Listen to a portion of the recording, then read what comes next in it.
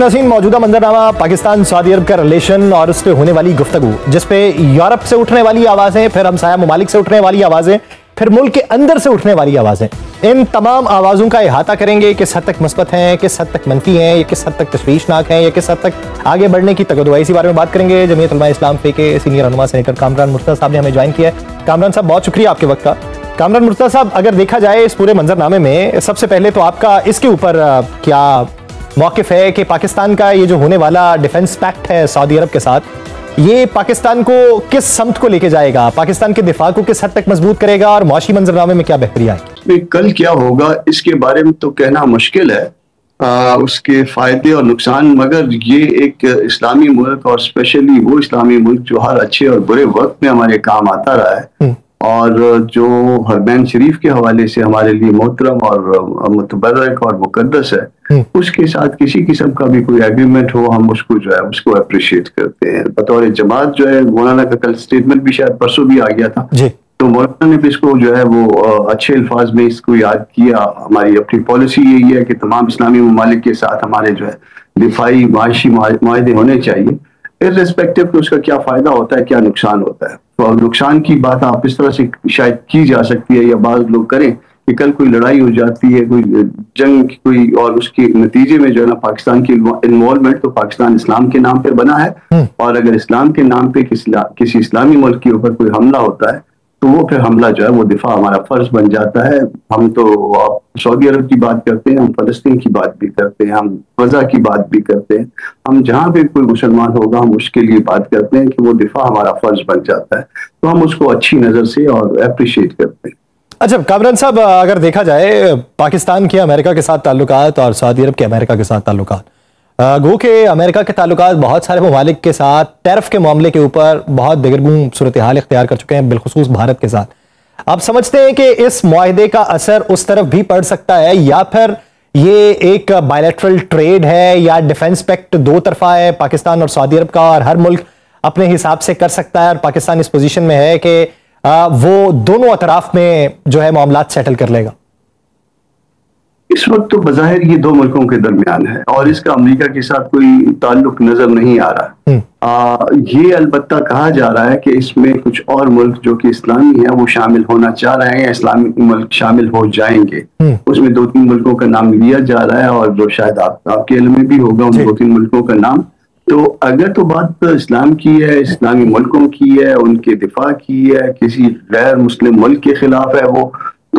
तो दिफा करना जो है वो हमारे फराइज में शामिल है। उसमें चाहे नुकसान होता है चाहे फायदा होता है, उसमें माशियत जो है ना वो कोई खास बात, कोई खास हैसियत नहीं रखती। तो उसमें मुमकिन तौर पे लोग इसमें माशी फायदा देखते होंगे कि सऊदीया से तेल के हवाले से या कर्जों के हवाले से, मगर जो है ना हमारी जमात का जो मौक़िफ़ है कि वो इसमें जो है वो मईशत जो है वो कोई हैसियत नहीं रखती। हमको मुसलमान मुल्कों का दिफा करना है, और पाकिस्तान अगर इस्लाम के नाम पे बना है और यकीनन बना है तो फिर उसको जो है वो सफ़े अव्वल में होना है। कहीं पे भी इस्लाम की बात आ जाएगी या किसी इस्लामी मुल्क की बात आएगी। तो सर, मगरिब से उठने वाली आवाज़ों के बारे में आप क्या राय रखते हैं, जहाँ पे ये मनाया जा रहा है, बैनुल अक़वामी जरीदे ये लिख रहे हैं कि सऊदी अरब ने अमेरिका को जो तलाक दे दी है, अब इसके ऊपर क्या ये तशवीश उनकी काबिल गौर है, सच्चाई के करीब तर है, या मुबालगा आ रही? ऐसा है कि अमेरिका के वो की कमजोर हो रहा है रोज बरोज, मगर शायद अभी तक ये हमारी खुशफहमी होगी कि हम उनको कहें कि हम उनको तलाक दे गए और हम उनसे जो ना परे हट गए। नहीं सर, मैं शायद समझाने में नाकाम रहा हूँ। बात पाकिस्तान की नहीं हो रही, बात सऊदी अरब के बारे में की जा रही है। उनकी बात भी कर रहा हूँ, उनकी बात भी कर, हाँ, उसमें उनके लिए भी शायद जो है ना वो एकदम जो है ना सब कुछ जो है ना कोई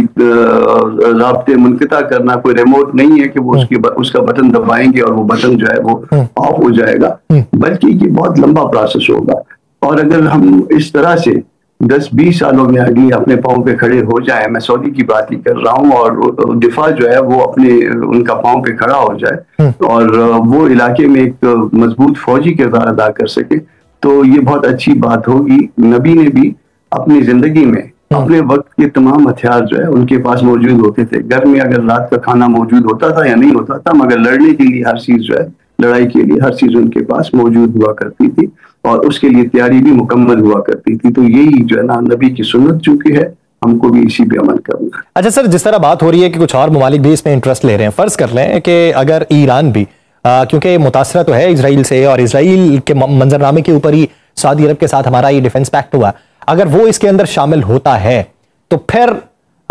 اس کی حیت کس حد تک تبدیل ہوگی, یا اس میں کانسیکوینسز کس طریقے کے دیکھنے کو ملیں گے؟ اگر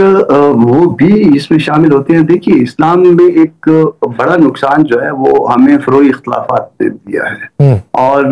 کبھی بھی جب ہم اسلامی نظام کی بات کرتے ہیں تو ہمیں تانا آگے سے یہ ملتا ہے کہ کون سا اسلام. تو اس میں اگر ہم ان فروعی اختلافات سے بچتے ہوئے ہم آگے بڑھ پائیں, سب مسلمان ہیں اور آگے بڑھ پائیں اور اکٹھے ہمارے درمیان کوئی ایسا اتحاد ہو, تو نتیجہ جو ہے یہ کوئی ہم کو جو ہے ایک چھوٹا سا ملک بیٹھ کے جو ہے وہ آنکھیں نہیں دکھا پائے گا. وہ جتنے فلسطینیوں کا قتل عام کر چکا ہے, ہمارے بھائی ہیں, وہ صرف فلسطینی نہیں ہے, وہ ہمارے مسلمان بھائی ہیں, اور جس طرح سے ان کو قتل عام ہوا ہے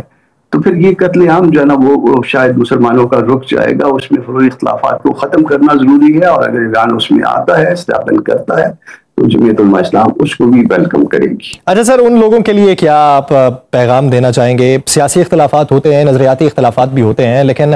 ان نظریاتی اختلافات کی بنیاد کے اوپر اس دفاعی معاہدے کو اور نام دیے جاتے رہیں, یا کسی کی خواہش یہ ہو کہ جس کے ساتھ معاہدہ ہوا ہے یہ شخص نہیں ہونا چاہیے تھا, فلاں شخص ہوتا, تو کیا اس طرح کی سیاست اس موقع کے اوپر سوٹ کر سکتی؟ ایسا ہے کہ اس گورنمنٹ سے ہم بھی اختلاف کرتے ہیں, JUI بھی اختلاف کرتی ہے, مگر اگر اللہ پاک کسی سے کوئی اچھا کام لے لیں اور کسی کے زمانے میں کوئی اچھا کام ہو جائے تو اس میں کوئی ایسی بری بات نہیں ہے. اس میں اگر موجودہ رجیم کے